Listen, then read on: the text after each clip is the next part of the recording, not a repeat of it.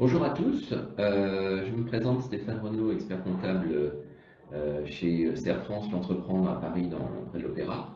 J'ai le plaisir de vous présenter le business plan. Vous aurez trois chapitres. Établir une relation de confiance avec ses partenaires, chapitre 1. Chapitre 2, le business plan, un passage obligatoire. Chapitre 3, savoir présenter son projet. Établir une relation de confiance avec ses partenaires. Donc, le succès d'une entreprise dépend pour une grande part des qualités relationnelles de son dirigeant. Le sens du contact, le sens commercial, sa diplomatie sont essentiels pour garantir aussi bien la pérennité que le développement de ses activités. Aussi, les rapports du chef d'entreprise avec ses principaux partenaires, le banquier, les fournisseurs, les clients, doivent à tout prix rester au beau fixe. Et par nature, concernant le banquier, personne n'est enclin à prendre des risques sur un projet mal connu ou jugé opaque. C'est là que la relation de confiance avec le banquier est importante. Il faut faire en sorte que le banquier connaisse bien votre entreprise, sa structure, son dirigeant. Donc il faut tenir régulièrement informé le banquier des éléments qui attestent de la bonne santé de l'entreprise. Il faut de votre côté, connaître les modalités de fonctionnement de la banque. Il faut tenir le banquier au courant de tout changement de situation de l'entreprise. Si vous connaissez des évolutions sur la nature des clients, si vous avez des retards de paiement qui peuvent occasionner des décalages, il faut anticiper et prévenir le banquier. Il faut donc éviter au banquier qu'il soit pris au dépourvu. Il faut, pour cela, renforcer un peu plus encore la relation de confiance qu'il a avec vous et que vous pouvez avoir avec lui. Concernant le banquier, principalement, il va examiner, lors de votre création d'entreprise, la viabilité économique de votre projet. Pour juger de la viabilité économique du projet, un partenaire financier s'appuiera sur l'examen de 5 principaux documents financiers. Le bilan, le compte de résultats prévisionnel, le tableau de financement. Ce tableau de financement identifie les sources de financement qui sont les dettes, l'autofinancement, les capitaux, mais aussi l'emploi des ressources sous la forme d'investissement, de versement de dividendes ou de remboursement des dettes.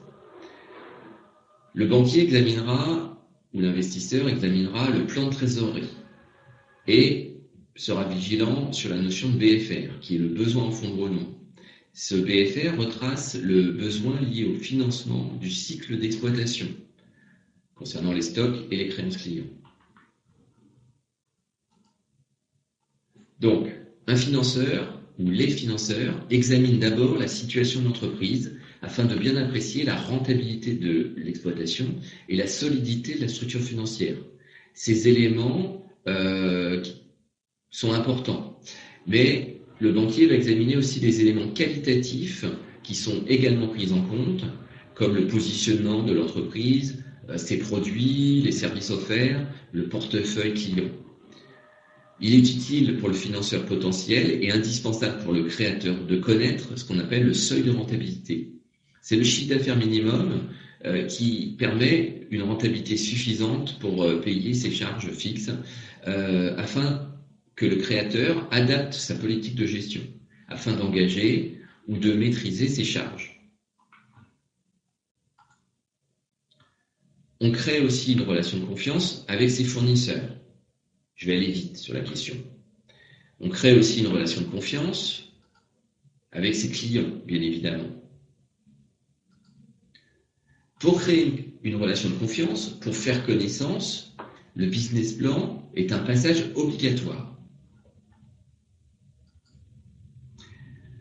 À cette étape-là, lors de la constitution du business plan, l'expert comptable peut vous aider.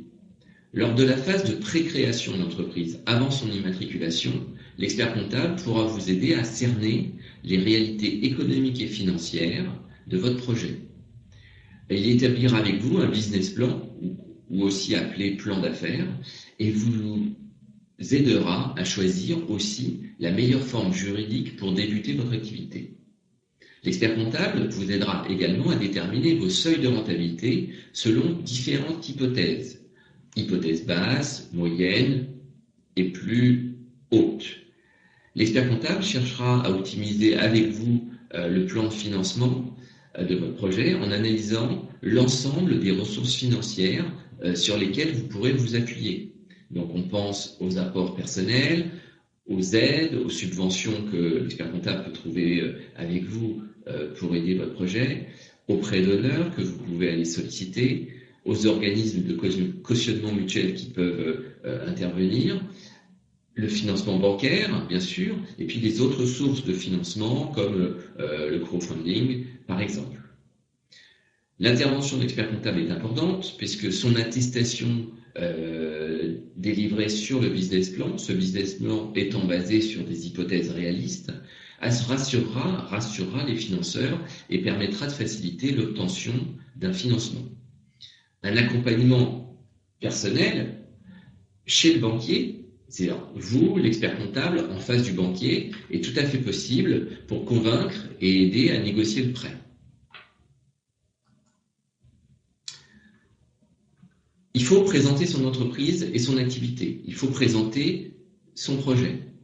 Pour chercher un financement, vous devez présenter une image précise de votre entreprise. Que votre entreprise soit une future entreprise, dans le cadre d'une création, ou déjà existante si vous voulez vous développer, par exemple dans le cadre d'un investissement supplémentaire. Il faut présenter son histoire et ses activités.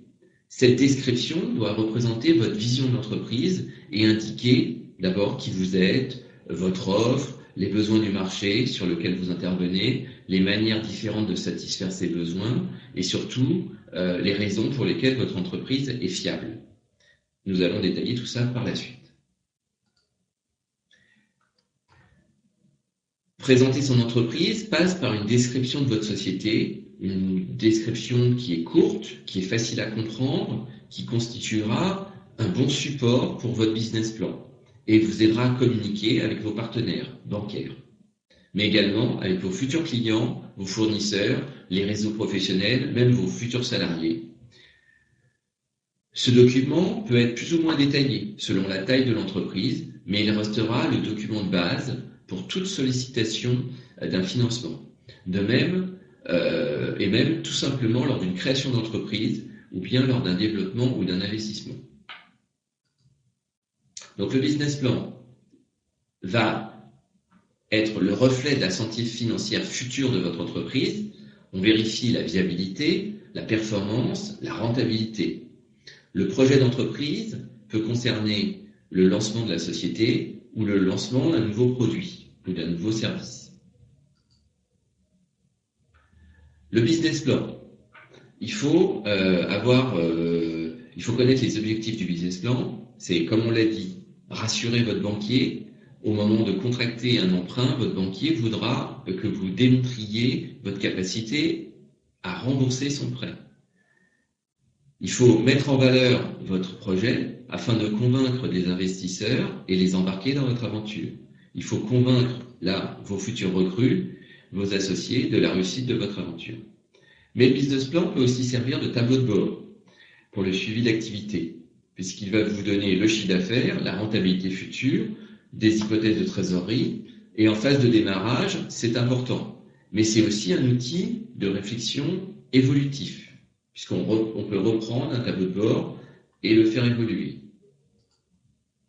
Donc le business plan permet de convaincre. Pour convaincre, il faut argumenter. Et quoi de mieux que le business plan pour présenter son projet, pour présenter son produit, pour identifier sa stratégie commerciale et marketing, pour montrer qu'on a fait une étude de marché. On explique alors dans le business plan les moyens mis en œuvre. On a une partie financière, bien sûr, très importante, et on n'oublie pas d'indiquer le montage juridique, la structure juridique choisie pour présenter d'une manière complète sa société. Donc, première partie, présentation du projet. C'est une présentation synthétique du projet. On y présente le porteur de projet et les équipes, avec les personnes clés. On met en avant les personnes clés. On exprime ses motivations, ses compétences. On fait un résumé de votre projet, de votre idée, en 1 ou 2 pages, qui permet de faire ressortir toutes les informations importantes de votre projet. Et cette présentation doit donner envie d'aller plus loin dans la lecture du document. On y décrit complètement le produit ou le service proposé. Ça vous permet de définir l'offre. Et ça, c'est vraiment un élément clé. Vous faites une présentation de votre offre et qui a pour objectif d'arriver à montrer à votre investisseur en quoi consiste votre produit ou votre service. Vous devez illustrer votre concept, son apport, son objectif. Le pari sera d'arriver à prouver que vous maîtrisez les points forts et les points faibles de votre offre. Et plus l'offre sera précisément définie, plus le positionnement sera solidement étayé, plus l'entrepreneur sera crédible. On en profite pour glisser dans le business plan une étude de marché. L'étude de marché donne les informations sur la délimitation du marché, sur votre clientèle cible, sur ses besoins. On parle de vos concurrents directs. On peut donner leur chiffre d'affaires moyen. On parle de vos fournisseurs sur cette étude de marché et sur leur environnement réglementaire, entre autres. Ça permet de valider l'offre. Sur le marché et sur la zone géographique, cette partie devra donner des informations précises sur l'étendue du marché. En fait, il s'agit de chiffrer votre marché et de parler de son évolution. On présente la stratégie commerciale et marketing dans un business plan. Votre business plan devra avoir des objectifs, devra présenter les objectifs que vous voulez atteindre en termes de chiffre d'affaires dans un temps déterminé. L'objectif de cette partie sera de décrire les plans mis en place pour atteindre votre projet. Il s'agira de déterminer votre stratégie de vente, votre stratégie de communication, votre stratégie de production, de distribution de vos produits, de vos services. Pour atteindre des objectifs, il faut mettre en place des moyens.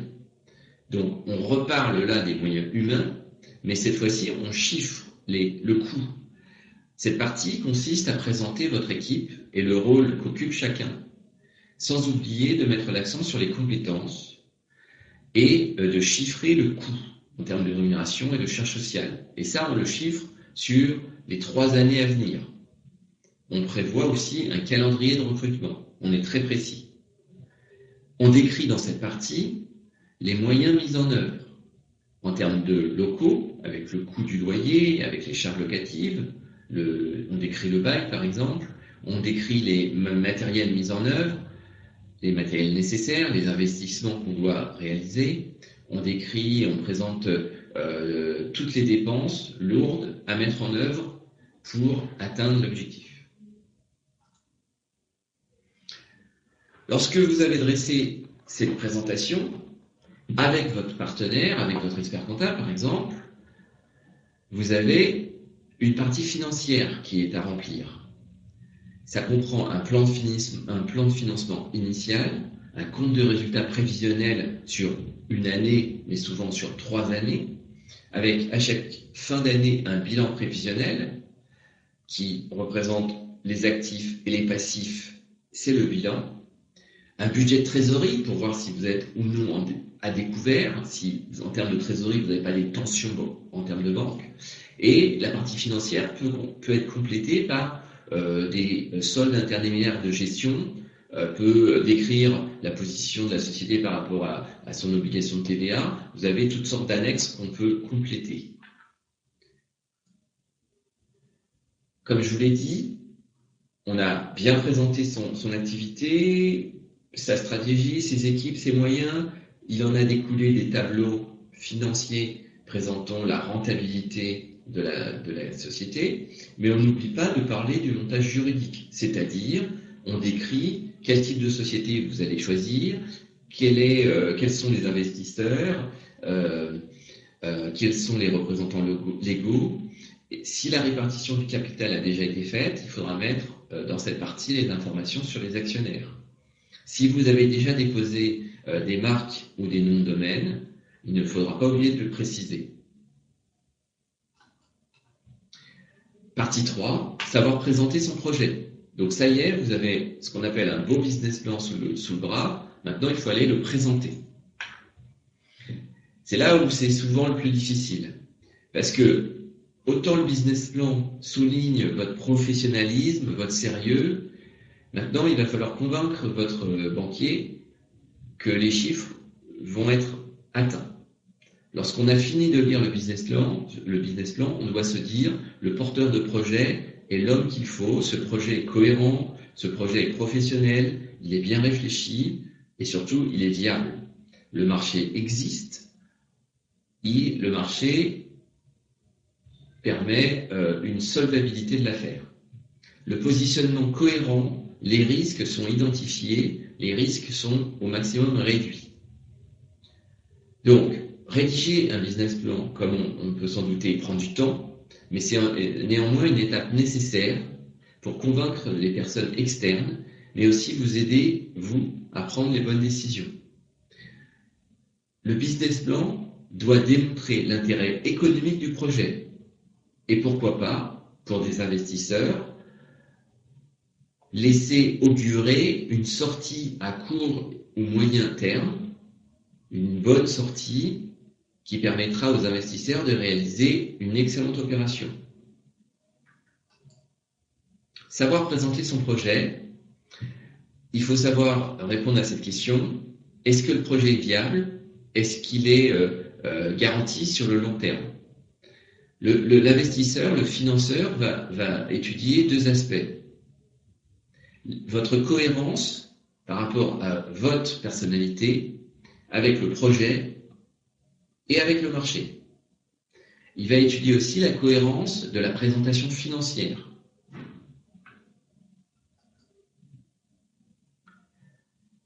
Il va étudier un certain nombre de ratios, de chiffres qui sont présents dans le business plan, comme la capacité d'autofinancement, qui est pour estimer le temps qu'il faudra pour rembourser votre dette. Il va étudier le seuil de rentabilité, il va étudier le taux d'endettement. Tout ça est compris dans votre business plan. Pour rassurer votre banquier, il faut lui préciser que vous avez aussi d'autres cofinanceurs, que vous avez vous-même autofinancé une partie de votre projet. Ça va le rassurer. Que vous avez vous-même eu des résultats positifs dans le passé. Même en tant qu'auto-entrepreneur, vous avez déjà testé le marché et vous avez des résultats positifs. Il faut convaincre votre financeur de vous accorder un financement. Donc, il faut avoir un dossier irréprochable. Donc, il faut vraiment que la forme soit au top. Il faut connaître votre projet en profondeur. C'est qu'il faut que vous le maîtrisiez de A à Z. Il faut que vous le fassiez vous-même, ce business plan, avec votre expert comptable. Mais c'est votre bébé, votre projet, et puis vos chiffres. Il faut que vous soyez clair et précis. Il faut que vous veniez au rendez-vous avec le banquier préparé. Il faut que vous puissiez montrer que vous croyez en la réussite de votre projet. Une réussite réfléchie. Les cinq règles d'or sont avoir confiance en soi et en son projet, proposer une approche alléchante qui incite le banquier à vouloir en connaître davantage sur le projet, énoncer son projet de manière la plus compréhensible possible, justifier chaque point par des arguments détaillés et solliciter un financement réaliste tenant compte de la pratique bancaire. Il faut rester naturel, ne pas jouer de rôle, il ne faut pas être dans l'urgence, il faut être accompagné au minimum par son expert comptable, il faut avoir une cohérence entre le créateur et son projet, il faut avoir un dossier solide et réaliste, c'est-à-dire un projet de qualité, offrir des garanties, ne pas avoir de zone d'ombre dans le dossier et avoir un apport personnel qui montre l'implication du créateur. et puis essayer de parler le même langage que le banquier. À ce moment-là, je peux répondre à vos questions et nous nous tenons à votre disposition.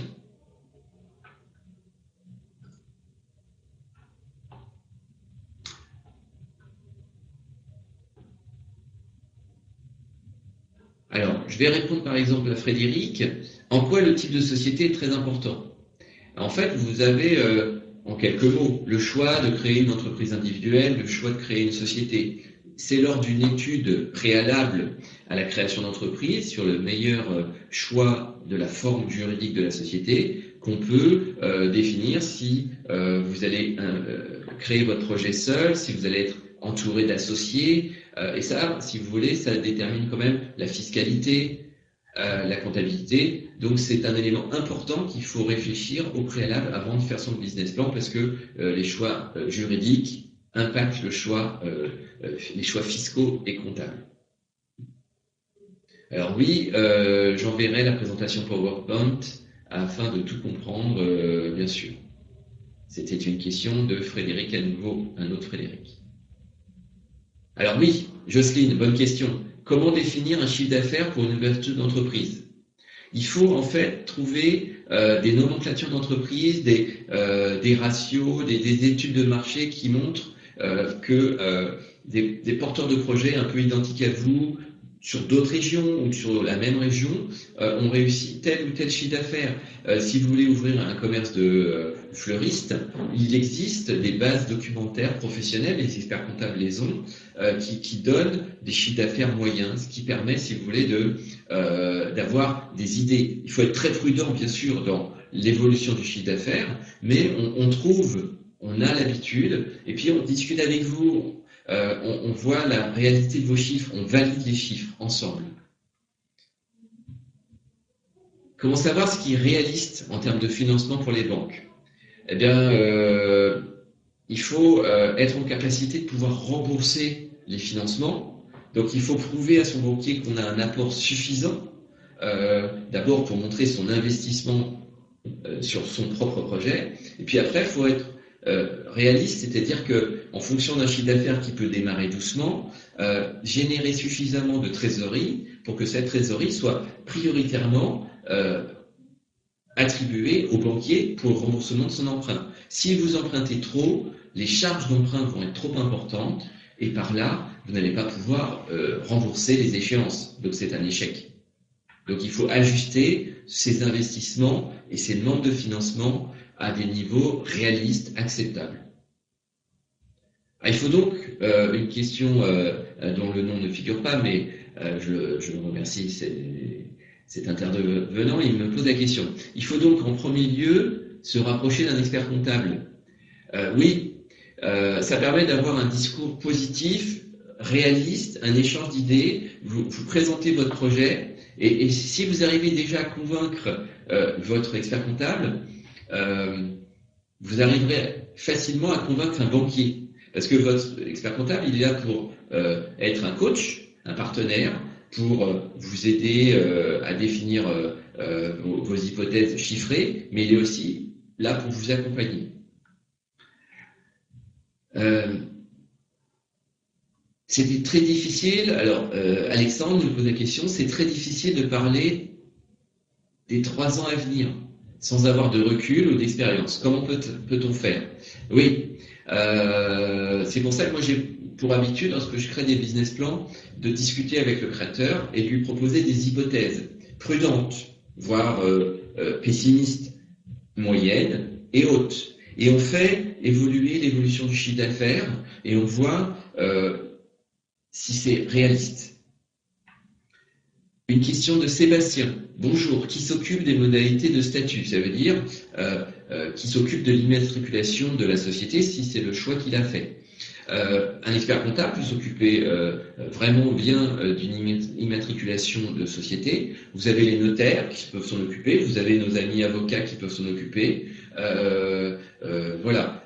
Nous sommes des professionnels aussi qui sont là pour vous accompagner sur les immatriculations de société. Je regarde les idées.